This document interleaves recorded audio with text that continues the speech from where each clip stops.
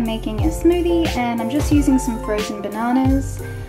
For anyone wondering, I just wait until the bananas are super ripe and then I peel them and put them into either a container or like a resealable, reusable bag, and then just freeze them.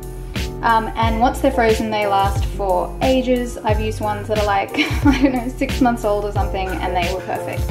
So yeah, these are awesome for smoothies and smoothie bowls and ice cream and stuff like that. I'm also going to be using some chia seeds, some cacao powder, some maca powder.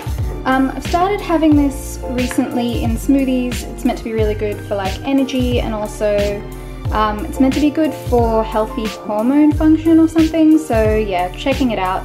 I did try and add it into oats and it tasted really awful, so I would not recommend that. It does have a bit of a strong flavour, but when you put it in a smoothie, which is really nice and sweet, you can't taste it at all. So that's a little tip from me. You guys might like the flavour, I know that some people do, but I really do not. So yeah, I will be adding in about a teaspoon of this.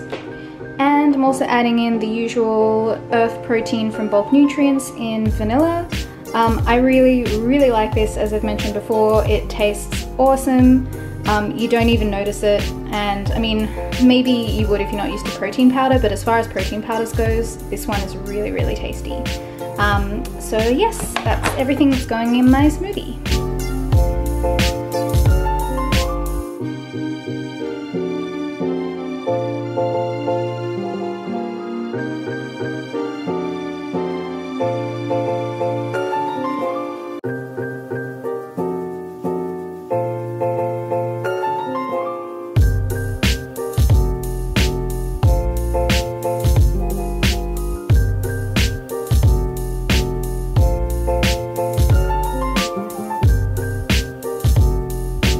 Making some oats, and I'm just using some of these quick oats, some pear, walnuts, soy milk, cinnamon, and some vanilla.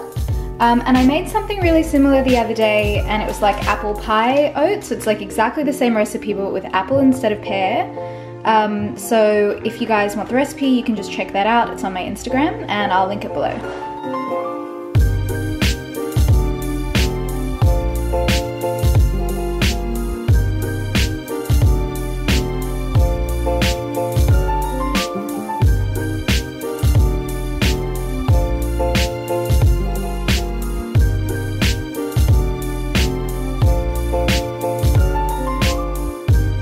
So I've just put all of the pear into this little bowl. It's microwave proof, and I'm going to cook the pear first and then cook the oats and the pear together. And you can make this on the stove, but I'm really lazy, so I'm just going to add some water, the cinnamon, the vanilla, and then stir it all together and cook that for about 4 minutes, and then I'll add in my oats and cook that as usual, which is about 4 minutes.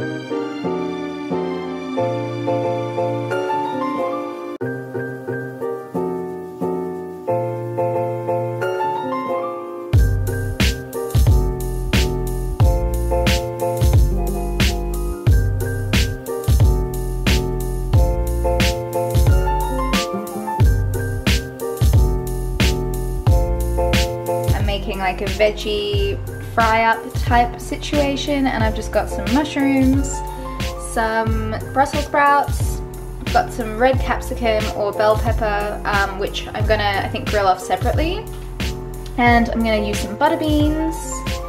Here I've just got some cherry tomatoes, which I'll have like on the side, I guess, and I'm also going to use some of this hummus, which is just like an oil-free hummus, and it's really good, definitely recommend it.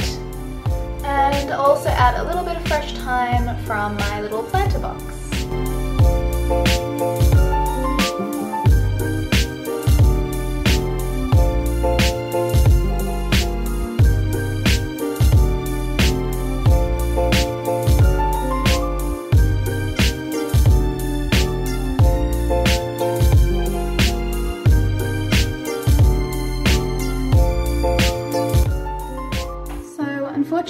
battery died while I was cooking this, so I couldn't show you guys how I made the rest of it, but essentially, as you saw, I just fried off the mushrooms for a little bit and then added in my Brussels sprouts.